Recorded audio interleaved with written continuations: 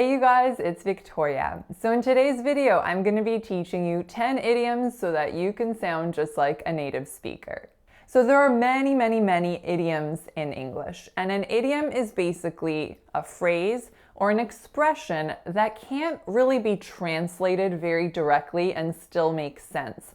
So it's like if you were to put something into Google Translate, and if you didn't know any English and look at what came out, if there was an idiom that you translated, it's totally possible it would look like total nothingness, like it wouldn't make any sense. So for today's video, I'm going to be explaining to you what these idioms mean, and of course we're going to be talking about how to pronounce them. So our first idiom is to jam someone.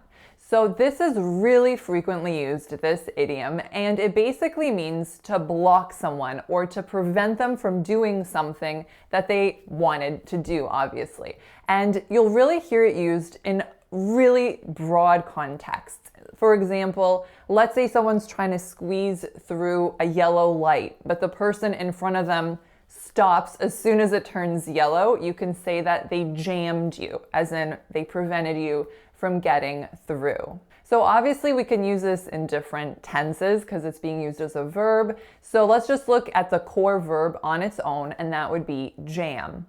Jam. So one syllable. The first consonant is a voiced j sound, and then the following vowel is a, and it's going right into an M. So because of that, how I'm saying it, it's becoming a nasalized a, so am. Am. This is how I would say the majority of native speakers say this vowel. However, you certainly will find native speakers who don't nasalize that a. Next up, we have sweet. Sweet. So this, of course, can mean like that something is physically sweet. You know, you have a lot of sugar added. This jam is really sweet. However, sweet is also really commonly used to mean that something is great or awesome or cool. So if I said, hey, did you hear I actually have the day off tomorrow? Your friend might say, sweet. Or you can say, hey, I got us tickets to the movies tonight. Sweet. Obviously, the possibilities are totally endless, but this really is an expression that you will hear used very frequently in North America. So for sweet, I think the only thing to really note about the pronunciation of this word is that the vowel is not a pure flat vowel E.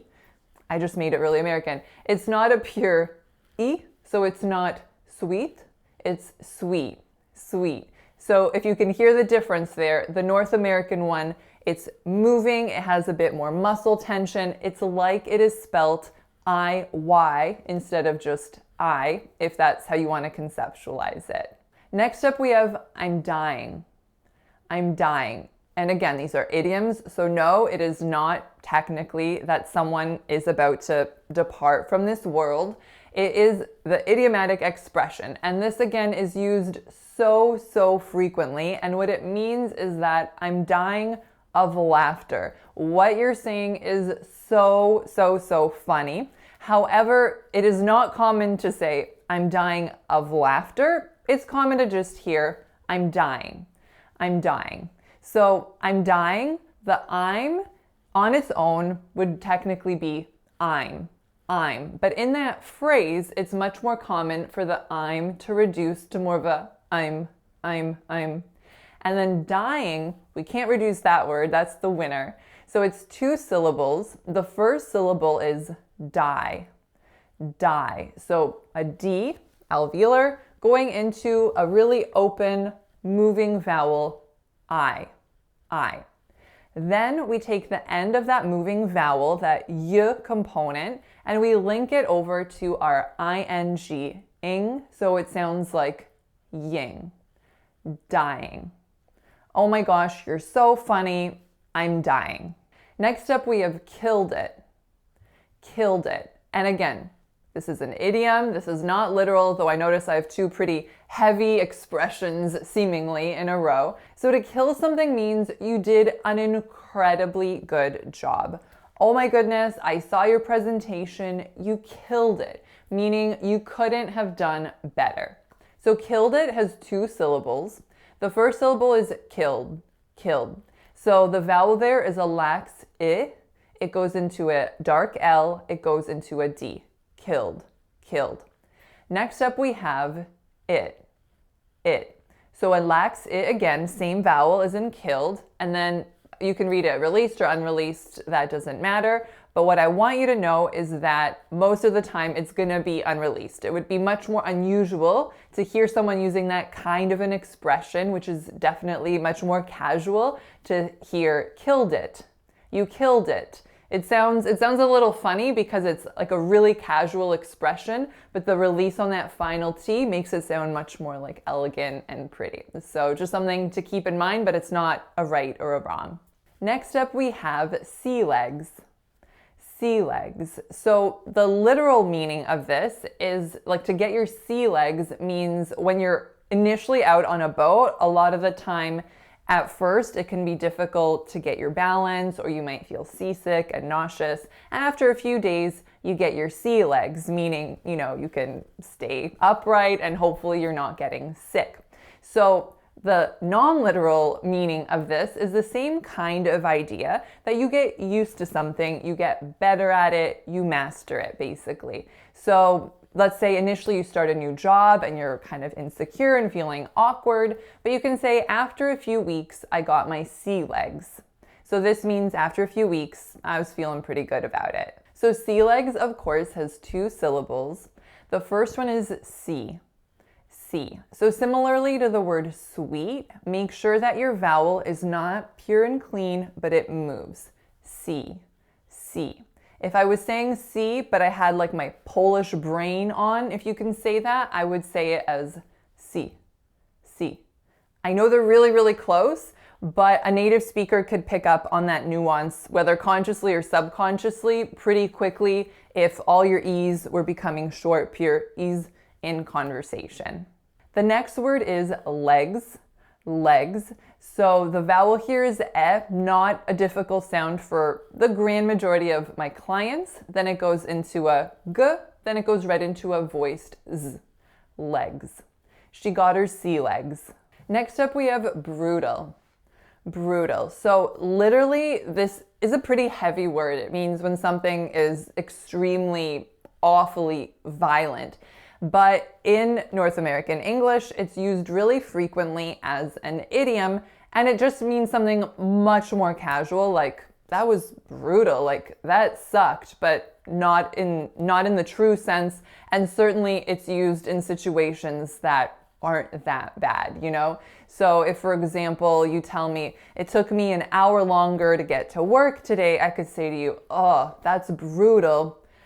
That's certainly not how the core definition of the word would be used, right? So I think it's really interesting and important to keep this in mind, because a lot of the time when we're learning a new language, or before we've really mastered all those little idioms and nuances, we can actually perceive that native speakers are a certain way because of the words they choose to use.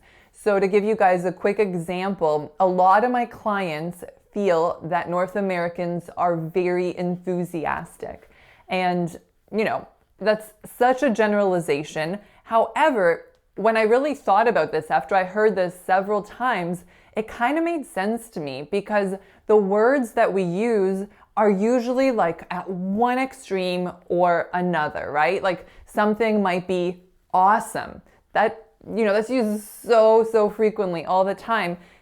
In other languages, if you were to just translate a non-colloquial meaning of awesome, that's like a really heavy word in a good way, but it's a big word. Or a word like brutal is a really heavy word, but we use these words all the time in conversation as if they were nothing. So it's interesting how word choice can have, others perceive us. Just some food for thought there.